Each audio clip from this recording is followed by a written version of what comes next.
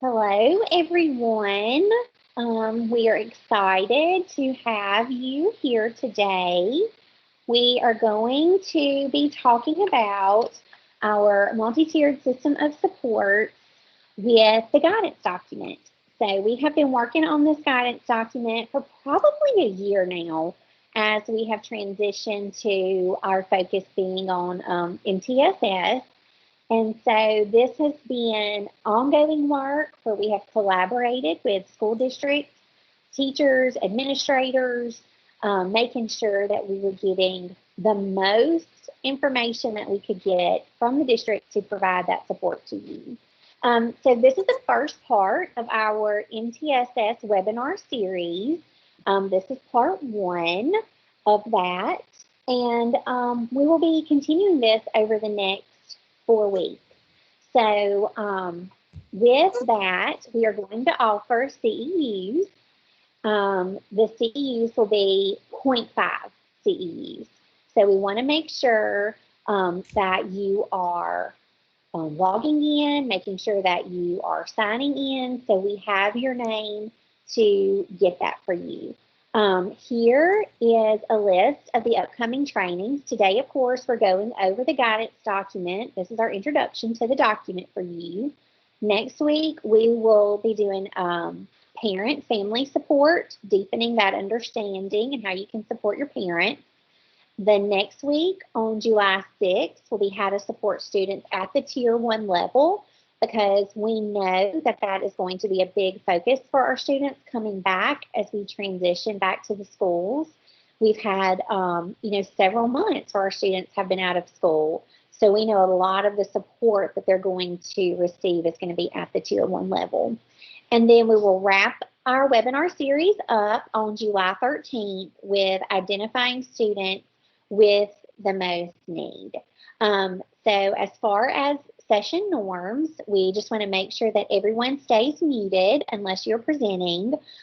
Be sure to sign in using the Google Doc to make sure that you can get your CEUs, and then asking questions in the chat box. And we will go over the questions at the end of the session. So this is our staff. I'm Laurie Weathersby. I'm the Bureau Director of the Office of Intervention Services. Melissa Banks is our Instructional Technology Specialist. We have Jada Brantley. She's our Intervention Specialist, and she will be sharing information with you today around the guidance document. Jen Cornett is here. She's our Gifted Specialist, and Sandy Elliott is our English Learner Specialist, and they will both be sharing information with you today. Ginger Kessler, she's our Behavior Specialist, and then Matt Sheriff. He is the newest member to the team, and he is also in the role of Intervention Specialist. So we are excited to have him, and we want to tell you our purpose for today.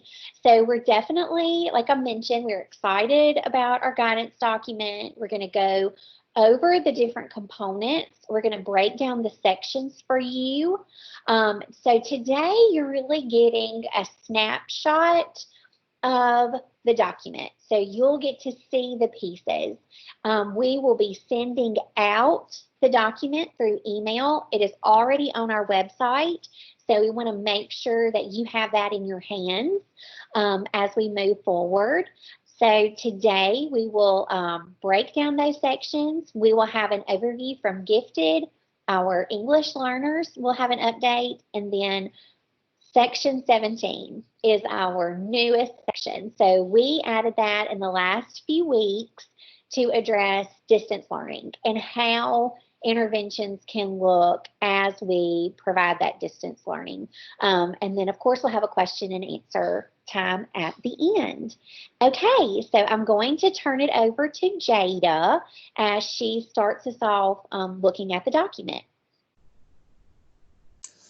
Okay, so the first section of the document, the introduction, states for us that the document is designed to assist stakeholders in understanding a multi-tiered system of supports.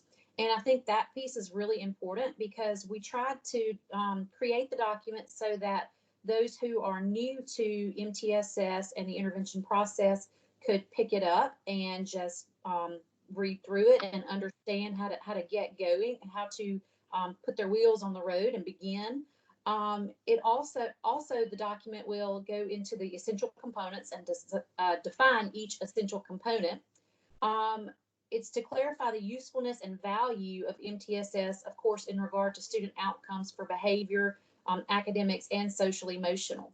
But we do want you guys to know that the information in the document is not intended to be a substitute for training, because we know that as we do go out and train, we have many questions sometimes about particular situations with students, particular intervention situations to offer supports for particular reasons.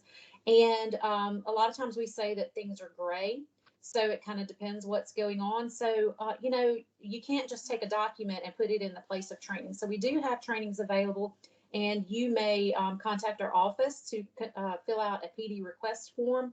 And of course, if we are virtual in the fall, we'll also be continuing to do some trainings throughout the summer and the fall virtually as well. All right, Laurie, for the purpose. Okay. All right. I'm not going to read through the entire purpose for you because I'm going to allow you guys time, you know, to read through it yourselves. But the document does include best practice recommendations as well as requirements for students for MTSS, again, for both behavioral and academic reasons.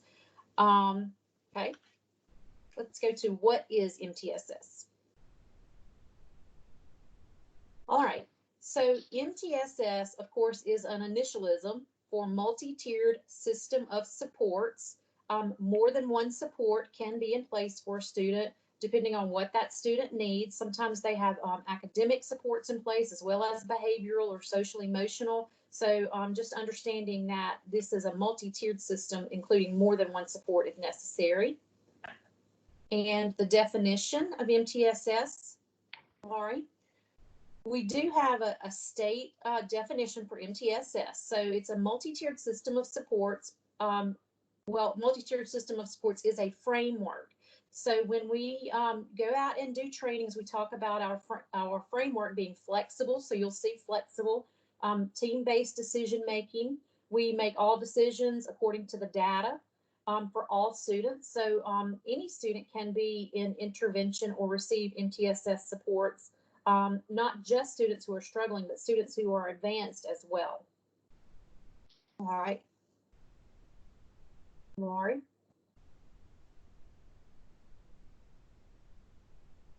Okay, so the next slide contains our essential components. It contains our graphic, our wheel, and it's just a vivid representation of all of the essential components. And you notice how they work together in a continuum. And you're not able to remove a certain component of MTSS and it actually work effectively for your school or your district. So all these components must be in place. And you'll see on the outside of the wheel, it contains academics and behavior in this continuum. So being a continuum like this, it allows us to reevaluate and reassess supports that are in place and change supports if necessary or make new decisions.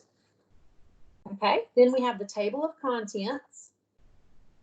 And first I want to say, give a shout out to the advisory panel. That's the beginning of the table of contents.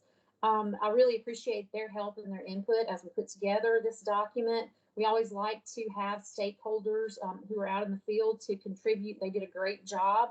But the table of contents basically lists the parts of the document and indicates where you will find each section. And you can see in section 3, we have each component listed out as well and where you can find each of those components.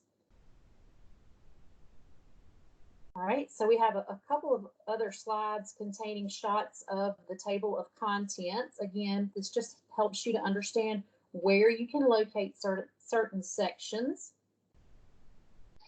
And section 14 contains additional considerations.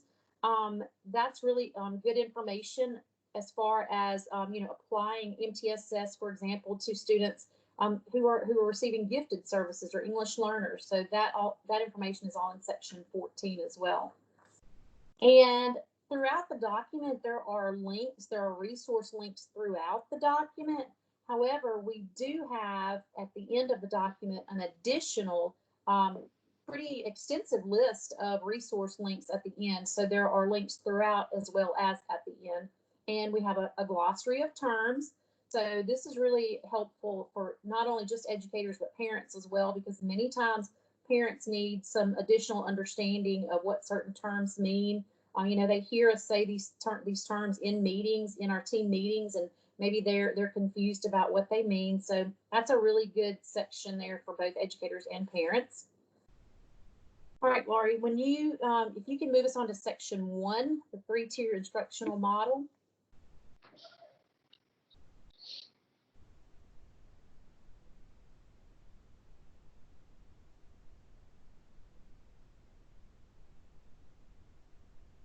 Laurie, I think my screen is not changing, so I'm just going to keep rolling. Okay, so section 1 defines the 3-tier instructional model.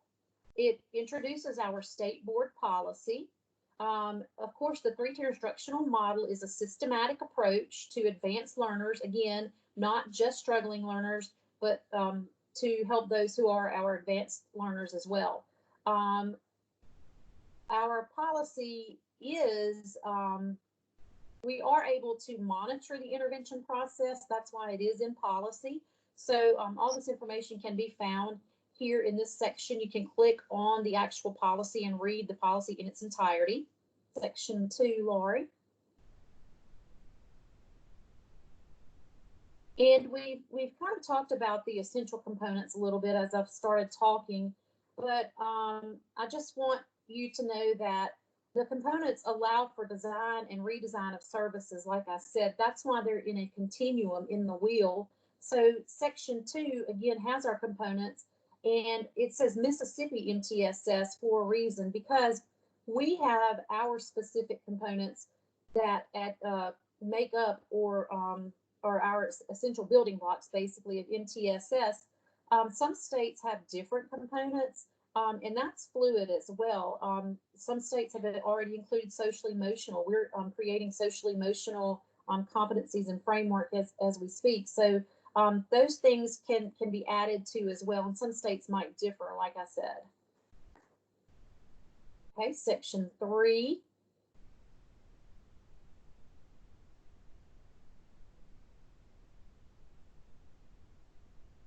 All right, section 3 provides a detailed description of each component.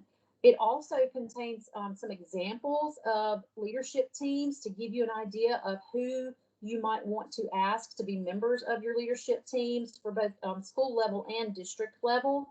It defines roles of those team members so that they know what they're responsible for. And this is flexible as well, because we know that team members might change out, or we might add a team member, select certain team members who have certain knowledge, who are experts in certain areas. So know that the team members are also flexible, and you guys as a building and as a district, you decide who best who are the best representatives for your team to get the job done. Okay, section 3. Oh, I'm still on section 3 and I'm just continuing. So section 3 contains some key questions for decision making. So it's just some guidance there to help you understand what to really consider as you're making those database decisions. Tips for effective communication with parents, and guidance for identifying evidence-based programs. And Laurie's going to kind of hit on a question later about evidence-based programs as we're doing some virtual learning as well. All right, section 4. Implementing the process with Fidelity, and I touched on this very briefly, but again, it is an accreditation standard, so we do want to make sure that we are implementing interventions with Fidelity. They should take place, those Fidelity checks should take place at regular intervals.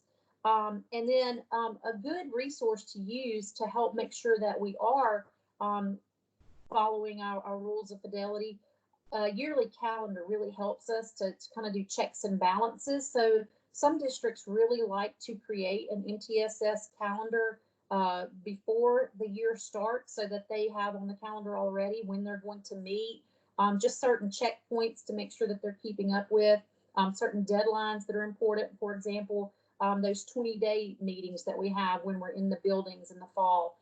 So those implementation schedules can be really useful, and that information is in section 4. Okay, section 5.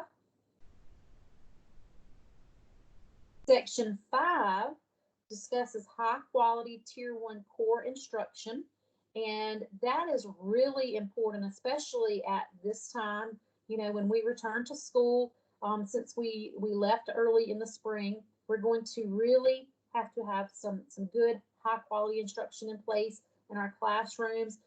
So I like the way that section 5 contains questions to ask when you evaluate the effectiveness of your tier 1 instruction. We can always reflect as teachers. I know as a teacher, reflection sometimes was really crucial to improvement and to help my students. So one question is, what percentage of students are meeting academic and behavioral expectations? What percentage of students in subgroups are achieving academic and behavioral expectations? So to just make sure that we're looking at each group of students and knowing if which students are meeting those expectations or exceeding those expectations. Are the classroom and school environments conducive to learning? Are systems in place to ensure quality classroom instruction?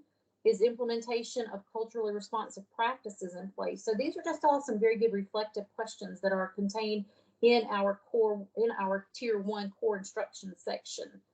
All right, section 6.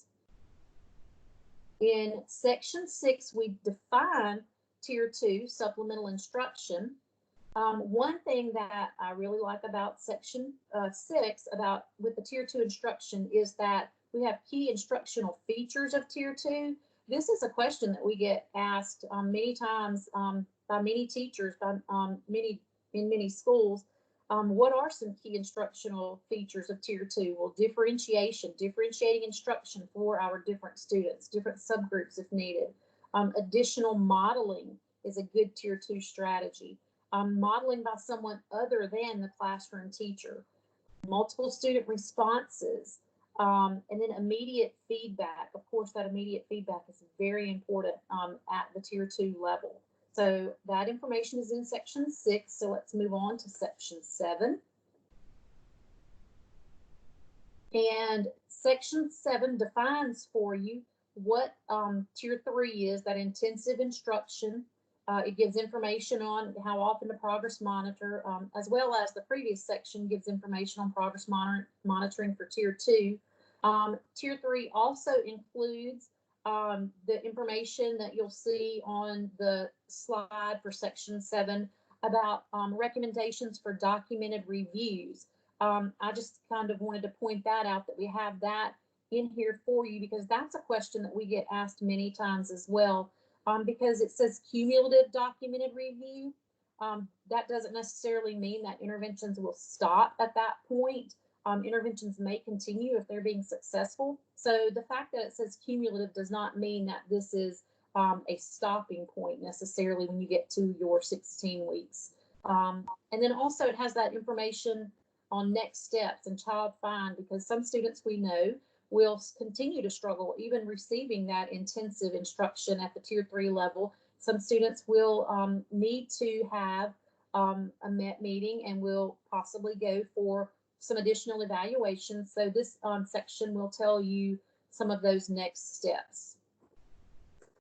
Okay, so that's we are done with section 7. So sections 8 through 10 are next.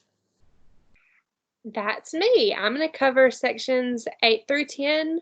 So starting with section 8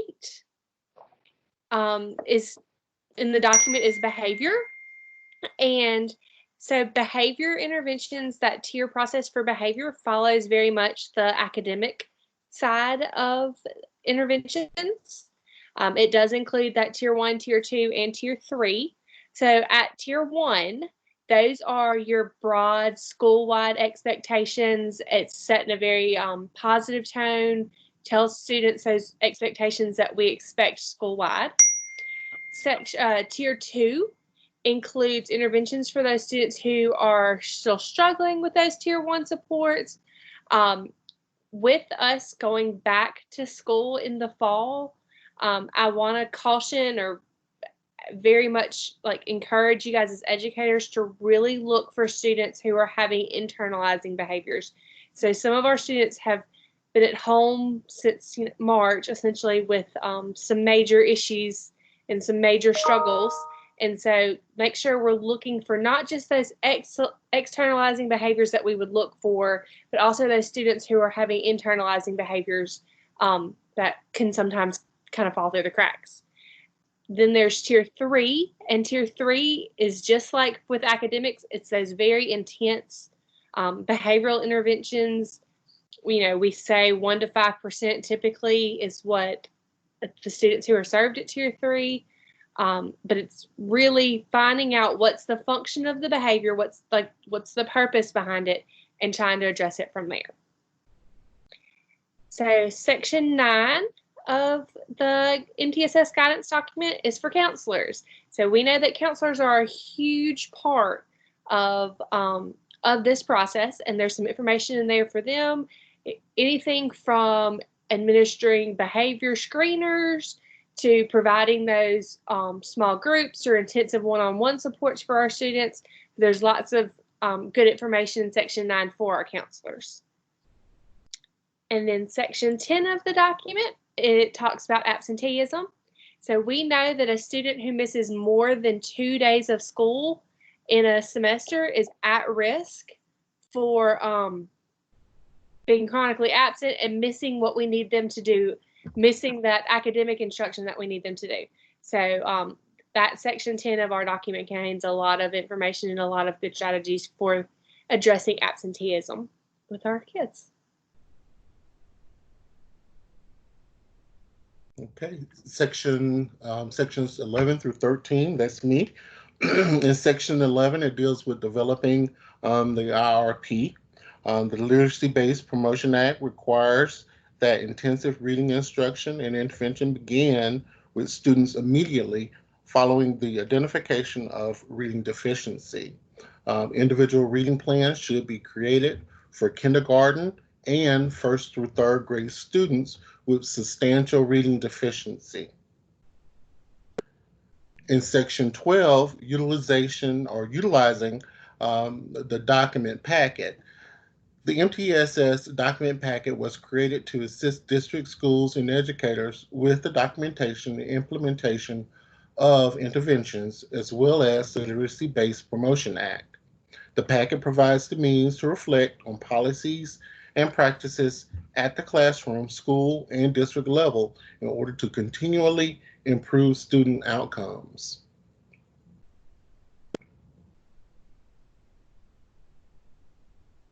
In Section 13, Section 13 deals with universal screeners and diagnostic assessments. As we know, that's critical in the MTSS process. So universal screeners are an integral component to the process as they provide a piece of the data required for the decision-making process. Diagnostic assessments are used to either confirm or challenge the results of the universal screeners and determine next steps.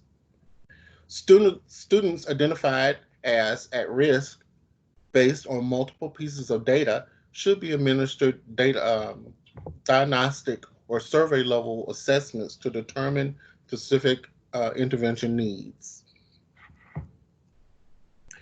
In Section 14, Jada mentioned it briefly earlier on, that the guidance document gives additional considerations in the areas of early childhood, dyslexia, differentiation with accommodations and modifications, MTSS at the secondary level, special education, and Section 504.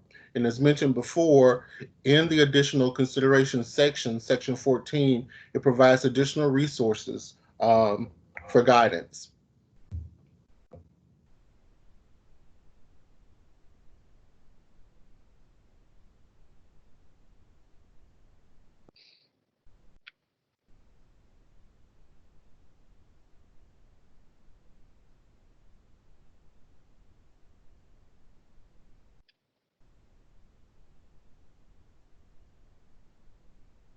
right, it's my turn. I'm so glad to chat with y'all today. My name is Jen Cornett, and I'm the Gifted Education Specialist. And I'm so excited to share with you about serving gifted children within the multi-tiered system of supports. So one point that I want to make at the very beginning is that just because a child has a gifted eligibility doesn't mean that they may not also need academic supports and also behavior supports. Most of our gifted students are academically successful, but some are not, and that doesn't mean they aren't gifted, and it also doesn't mean that they should not be given those supports that you would give to a child who wasn't gifted. Laurie, can we go back a slide?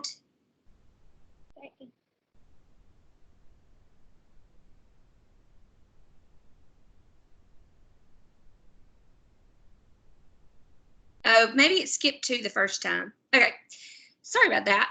There was a switch there. So in Mississippi, we serve intellectually gifted students, and they are defined by their asynchronous development. That means that their academic and learning portion of their brain, and then their social and emotional part of their brain, and even their cognitive and fine motor parts of their brains don't develop at the same level the way most children do. So gifted children's brains are physically different than other brains, and that's what allows them to learn in the way they do. But that also means that they are going to have other issues or areas of needed support other than just needing to go to the gifted program. So when you have a student who is struggling academically and who is also gifted, or a student who has some behaviors that are outside the norm and is also gifted, that shouldn't come to a surprise as anyone, and often it does. Laurie, the next slide. So I wanted to talk just about keys to success for gifted students, especially thinking about them in the Tier 1 scenario. So it's really important that you have classroom teachers who understand the characteristics of gifted children. Empowered classroom teachers are the biggest supporters of a proper identification of gifted children and also service to gifted children. And when they know and understand about gifted children's brains and their characteristics, they set classroom expectations about based on the student's performance, rather than assumptions based on the ability because they see the child is gifted. Often we get questions about why people don't get access to IQ scores, and this is why. A lot of people who don't have the background in gifted think that IQ scores indicate something that they don't. Next slide, please.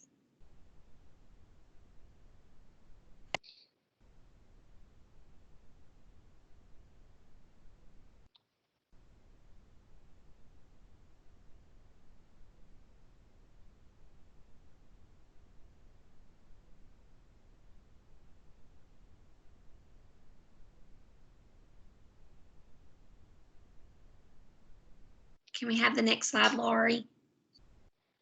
It may just have a delay.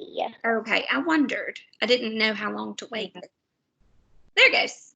Okay, so the other big key to success that is often overlooked is that gifted teachers are not included in success teams. So when you have a gifted student who is struggling with academics or with behavior, it is incredibly important that you bring that gifted teacher to the table. They are going to have an understanding of the way that child learns that others aren't, including the parents. The other big key to success is that really the gifted student should be included in those conversations. Maybe not included in the entire conversation, but definitely brought in. You would be surprised how often you can get students the supports they need just by talking to them, especially with gifted children. They really do have a self-awareness that average children don't. And so if you can bring them to the table, it's always worthwhile. The last key to success is that when you're thinking about interventions for gifted children, whether it's behavior or academic, you want to take the student's strength rather than that area of growth and focus on it, because one will support the other. That is the whole idea about addressing asynchronous development, is you take what the student is strong in to support where they need growth, and as they get older, those things meet in the middle. Next slide, Laurie. I think this is just my information.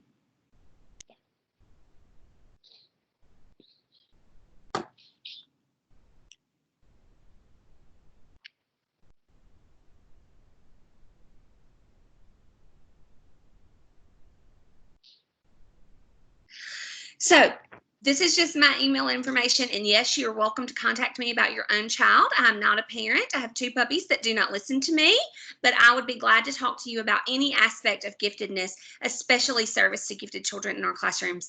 But lots of people want to talk to me about their own children or about the identification process. So anything related to gifted, you can contact me anytime. Thanks, guys.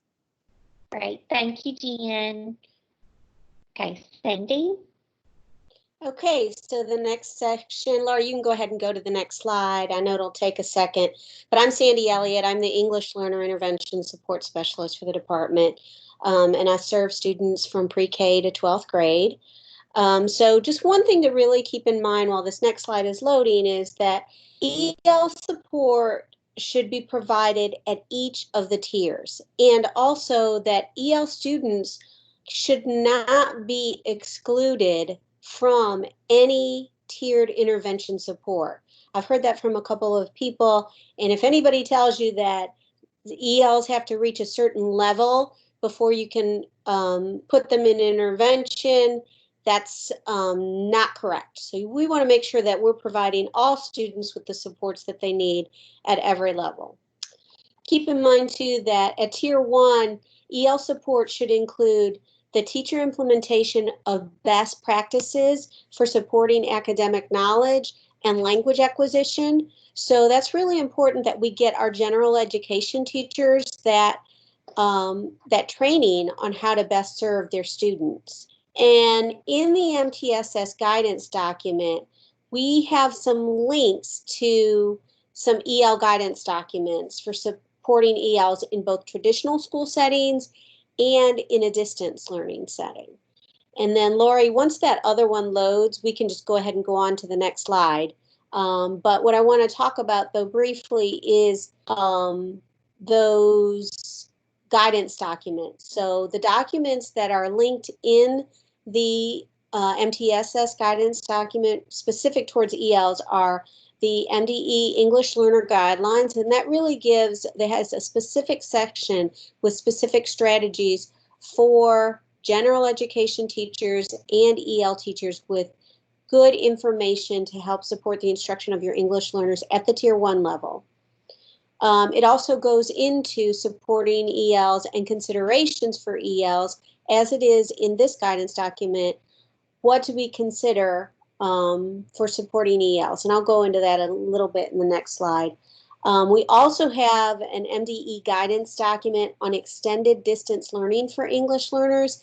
And in that document, we really look at specifically the 4 domains of language acquisition for English learners and what we can do to support them as they are learning each of those 4 domains of speaking, listening, reading, and writing.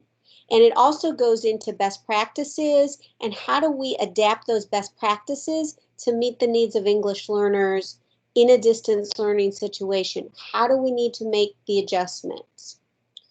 And then, of course, we also have some additional supports that can be found in our English learner supports, on our English learner supports page. Okay, so then the next slide talks about some considerations when we're determining if an EL student should go into intervention at the Tier 2 or Tier 3 level. So just some things to think about. Think about the amount of time that the student has been in this country. Because in addition to learning a new language, this newly arrived EL student might just need some time to adjust to the new culture and to the expectations of our school systems.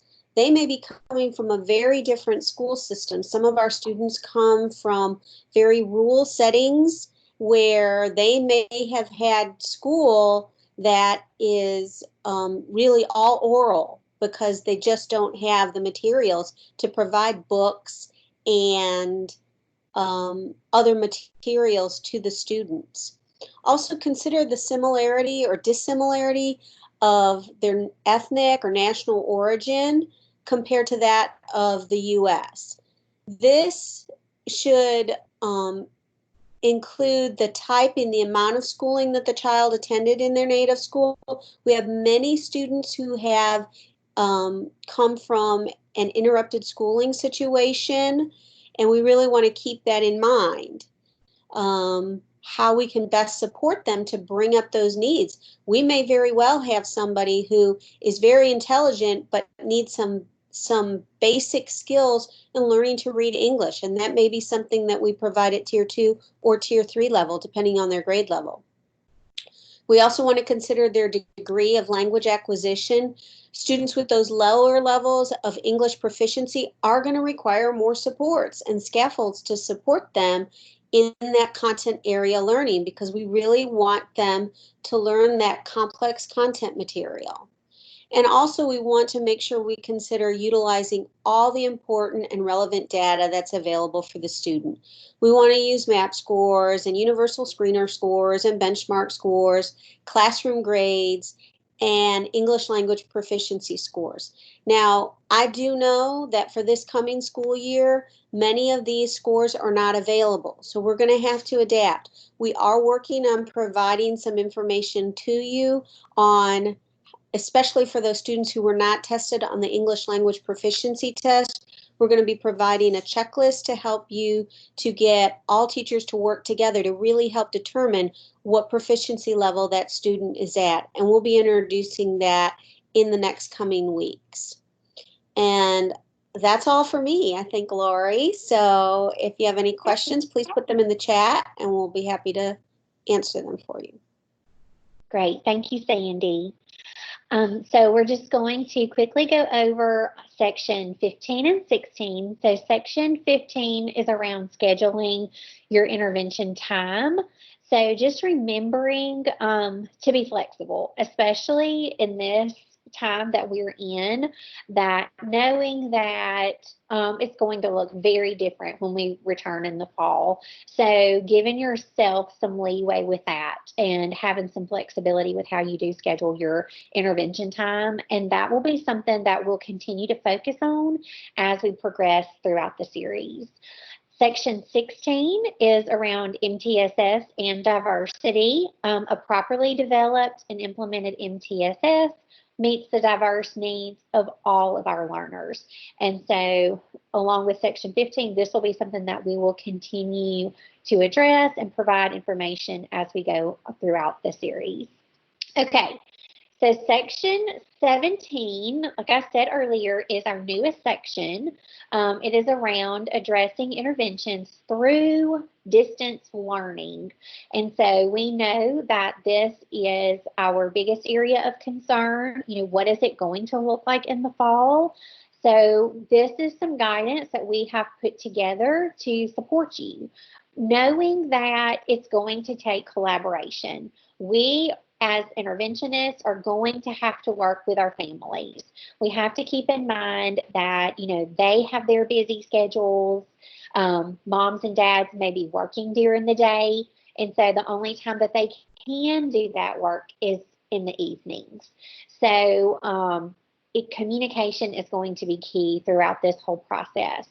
It's necessary to focus on essential skills needed for their student success, while understanding that lessons will be different than what would have been provided in a face-to-face school setting. So we still want to hold that bar high of our expectations, but we also know that it's going to look a little different. I was on a webinar a week or two ago, and one of the things that was discussed is like how the computer screen, it's almost like a filter. So if you're working on sounds with a child, if that's, you know, just letter sounds blends, digraphs, if they're sounding out a word. As interventionists, we tell our students to look at our mouth, look at our face. Well, there's a delay. And so they may be seeing us, but hearing it a second or two later.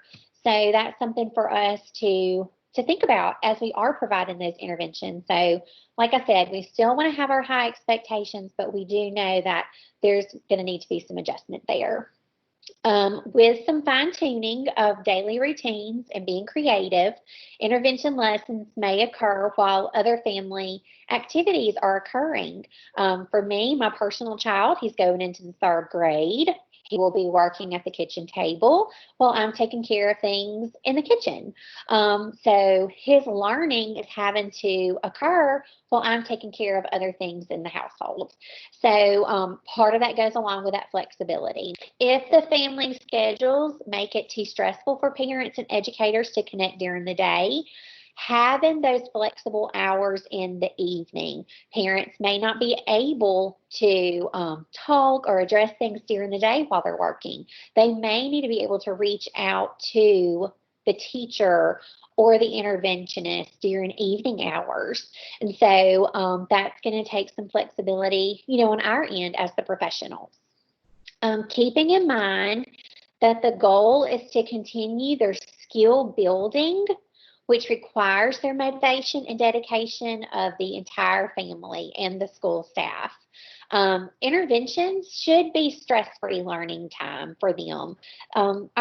Our children are stressed. The students are stressed right now, especially with the unknown. So when we look at what's going to occur in the fall, we want interventions to be kind of like a safe place for them. Think about if you are an interventionist, what it's like for your students when they come to your room.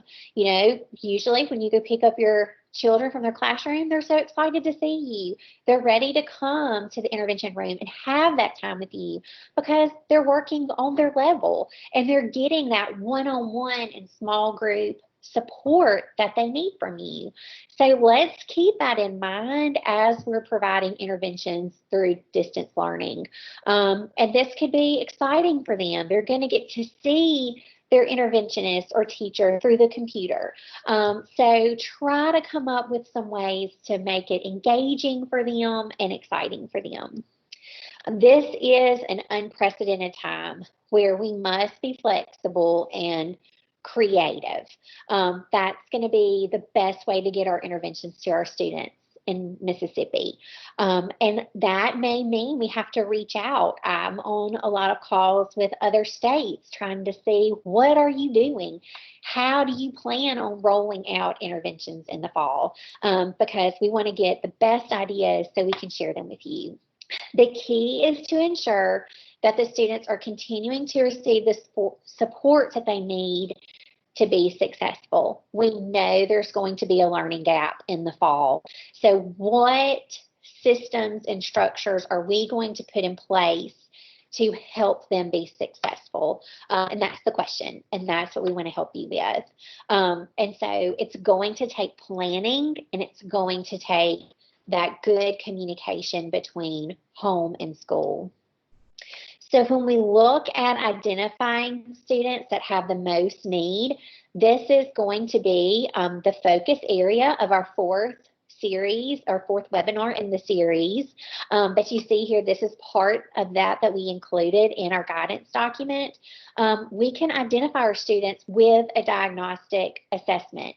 Many of our students, they weren't assessed. The last time they were assessed was probably at Christmas time, or maybe in January when you came back from Christmas. Most of us were planning to do our assessments after spring break, and those never occurred. So we're going to have to collect a lot of information and data on our students in the fall. So using some good diagnostic pieces can help with that.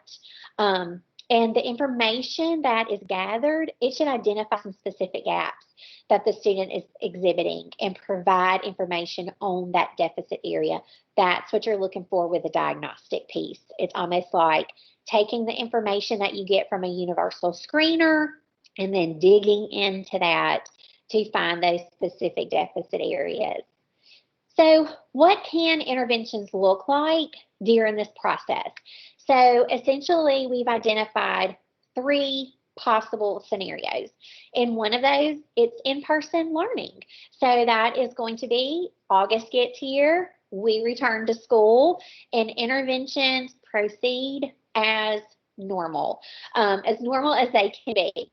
And so you see here, we've got some guidance on that. Another possible scenario is going to be if it's strictly at-home learning, where the students are receiving instruction from their teachers, whether through Zoom calls, meetings that have been set up, or they're home packets of information. So along with the interventions, we've got to make sure we're communicating with the families. And you see here some of the guidance that we're providing is to make sure parents understand that when it comes to an assessment, that it's important for the students to complete it on their own. Just like I mentioned my personal child earlier, as we were doing distance learning in spring and finishing up the school year, I see him struggling. Easy for me to walk over and want to help him, because we want to help them if we see them struggling. So that's where it's going to take the communication from you at the school level to help them understand that we're taking the information that we're getting from that intervention to design our instruction. And so if we just see them being successful all the time, then we're not going to see where the gaps are. So parents really do need to have that understanding of, okay, this is his work. I can support him, but he has got to complete that on his own. And next week, we'll be doing our parent piece, and so we'll provide additional guidance then. And then finally, it's a hybrid learning model. And I feel like, this is what a lot of districts are planning on doing. We've heard of this. So the biggest piece for us in a hybrid setting is for the students to complete those assessments when they are at school. So whether that looks like they're at school 3 days a week and home 2 days, or they're at school 4 days a week and home the 5th day. Let them complete those diagnostic pieces, universal screeners, whatever it is you're assessing them with while they're at school. And that way, when they're at home, they're working on the practice piece. So whatever the learning situation, interventions and supports will continue for our students. We know that it has to. Our students have to receive the supports that they need to be successful, no matter what tier that they're in. If it's getting the supports they need at tier 1, or if they are needing those intensive tier 3 supports, we have to provide that for them. And that's where that flexibility comes in as well. Keep in mind that while you're addressing grade level content, you're also going to be addressing the gaps that have been identified. So for my son, who's now going into 3rd grade, his classroom teacher is going to be providing instruction on that 3rd grade level, but she's going to identify where he has gaps because he's had such a long time of being out of school. So it's going to be a much more intensive situation where, yes, we're providing grade level instruction, but at the same time, we're having to address the gaps that are identified. How can students benefit from distance learning? A lot of our students are excited about the possibility of working, through Zoom calls. They like the idea of recording themselves and submitting that information to the teachers, where they can see their classmates on a video.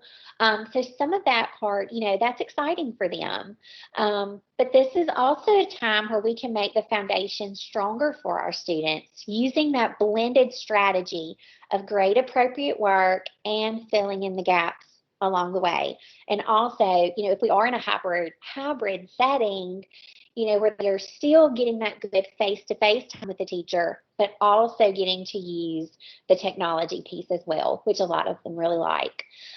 Teachers can provide positive intervention experiences through technology and using various means to connect with students. So we have some helpful tips for you. Just remember to remain focused on the child and providing support that will benefit their overall success for the future. So not just thinking about our youngest students, but thinking about our students throughout all of the grades. We've got students that are going into high school, and the uncertainty of what high school is going to look like now. You've got seniors coming up. So how are we preparing them for the future? And that all of us are considering as we're moving forward. But the interventionist should reach out to each parent so they understand what will be conducted during the intervention time. So this is specifically looking at our Tier 3 students. So if you have a Tier 3 student, you know what intervention program you're going to utilize in the fall. This would be an opportunity where you could reach out to the parent and you could set up some time to go over that intervention, whether that's through a call, a Zoom call, and having several parents on the call at one time. You as teacher or interventionist could go through that program with them, and then you can send them the materials. Or if it's web-based, giving them access to those interventions. Choose an appropriate intervention to be conducted. This should be an intervention that the parents can easily access at home. And we know access is such a huge issue right now. For so many of our parents in the state, they just don't have access to internet or Wi-Fi. So we talk about, well, we'll give them a hotspot. Well, that's only so good if they have a program that they're using or the right technology that they need. So that's a much bigger issue that it's going to take a lot of collaboration with offices to get the access that parents need to help their students at home. And so that's an ongoing conversation that we're having as well. The interventionist should conduct parent training so the parents understand the components of the intervention program. And this is an opportunity to demonstrate the importance of students completing their work on their own. And I mentioned that earlier as well. The quality of the assignment should provide meaningful work with scaffolding provided as needed for the student. So we think about, a typical classroom setting where your student's receiving assignments from the teacher. Well, now, because there are going to be some gaps there, the teacher may need to provide some scaffolded instruction along the way. So that may mean having different layout for the kids. So instead of all of the kids doing one assignment, the assignments may need to be varied depending on the resources that the child has at home. So a lot of that goes back to that creativity and making sure that the kids' needs are being met. And then utilize a systemic approach with your instruction, identify the areas of need, and develop a plan for your instruction. So incorporating your other subject areas, and for me, the biggest part of that is that vocabulary piece. Especially here in the spring as we were finishing up the year, a lot of our work, it was reading and math. So we missed a lot of that good vocabulary instruction that comes in with the other subject areas. So, as you're planning your fall, don't forget about that. Don't forget to include good, strong vocabulary for the students. Okay, so section 18 is the glossary of terms. Jada mentioned that earlier. It's a pretty extensive glossary of terms around MTSS. And then section 19 is our resource page. It also has links. So, and once again, it's a very extensive list. And then we have the appendix at the end. And within the appendix, we have our state board policy and our flow chart for MTSS. And it covers our students pre-K through 12th grade. And then the last one, Appendix C, is something that we've worked on in the office, and we've shared with some of the districts as we've gone out and met with them throughout this last year. But we thought it was an important piece to include, but it's a month-by-month guide. So essentially it is telling you, the steps that you should take care of in August, the steps that you should take care of in September to make sure you're covering everything you should with MTSS.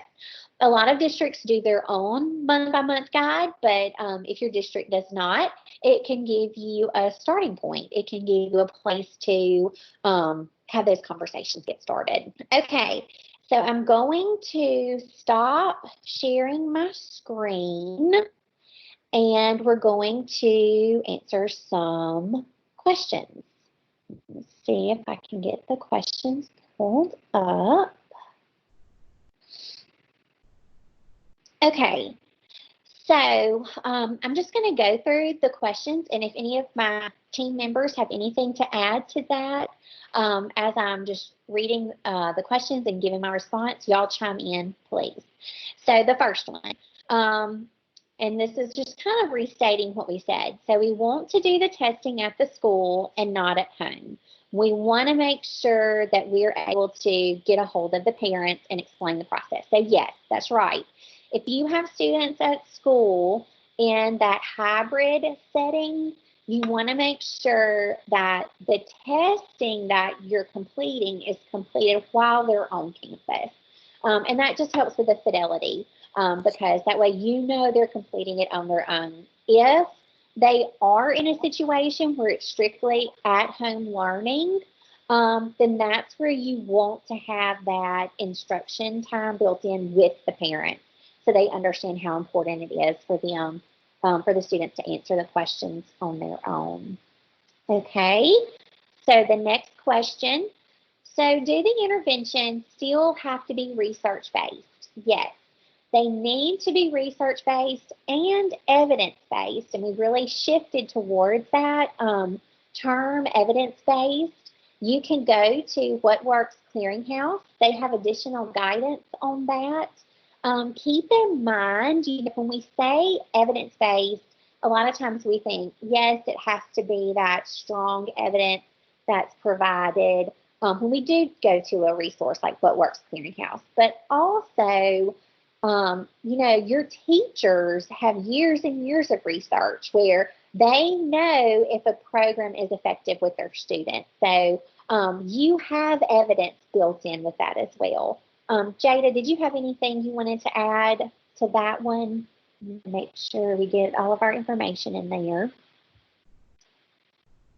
Okay, so the next question, when will we receive the guidance document? So the guidance document is already on our website, and then as soon as we finish this call today, I will send out a link to the guidance document along with the link to this recording.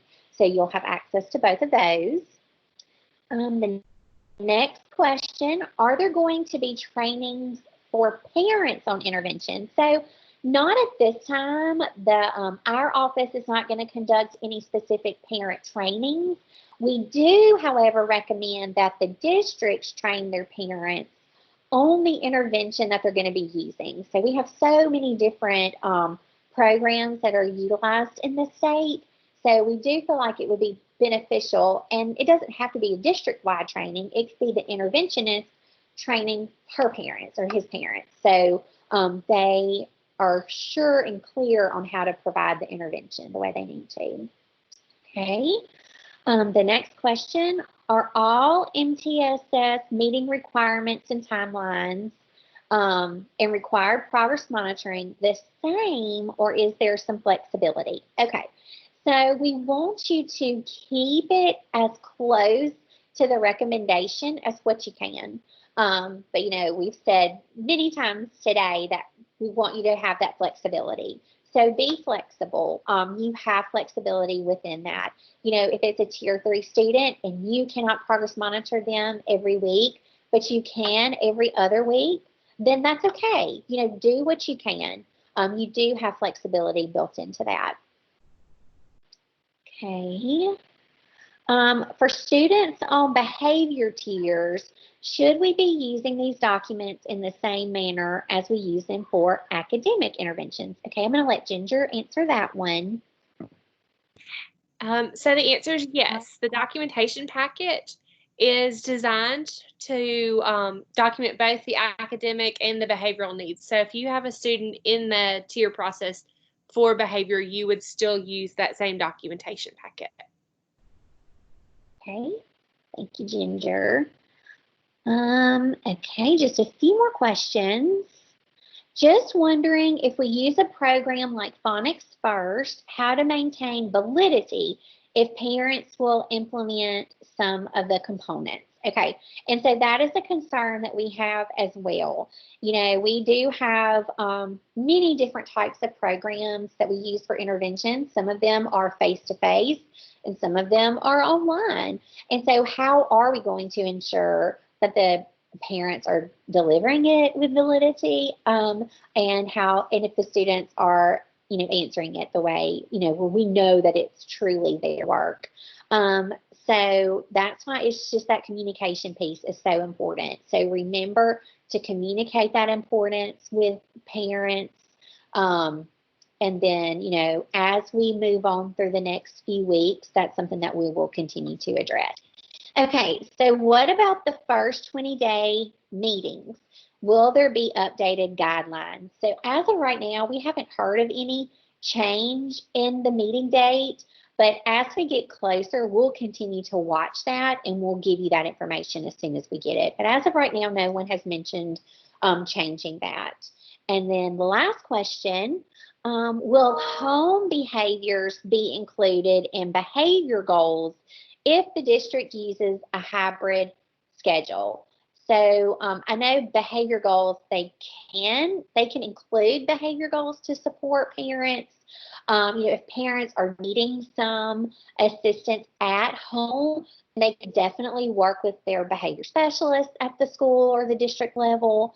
But I'm not sure if that would be required. So Ginger, do you have any else you'd like to add to that? I think it's going to go back to, we said kind of in the beginning, we said it depends and there's a lot of gray. It's really going to be like what the student needs, as well as how that behavior is truly affecting them, like affecting their academic performance and like the whole situation. So I think that's going to be a case by case scenario. You know, we're, like Laurie has said, we're in unprecedented times and there's lots of questions around that right now. That's right. I do want to address a question. I think we skipped over it as we were reading them. One of the questions was, do IEP students continue to need an IRP in addition to the reading goal on the IEP? And I wanted to answer that and go ahead and give good, clear guidance, because I think that there's a lot of questions around that. Yeah. So students who have an IEP, who have current reading goals on that IEP, do not need an IRP. However, and y'all know there's a big but there. But if you have a student who does not have reading goals on their IEP and they begin to struggle or show deficiencies in reading, at that point the team would need to come together to either develop an IRP, to add those goals to the IEP, or to address that deficiency in the appropriate manner. But as far as, does a student who has reading goals on their IEP also need an IRP? No, they do not. Okay, thank you so much, Ginger, for helping us clear that up, because we know that's been a big question in the last few months.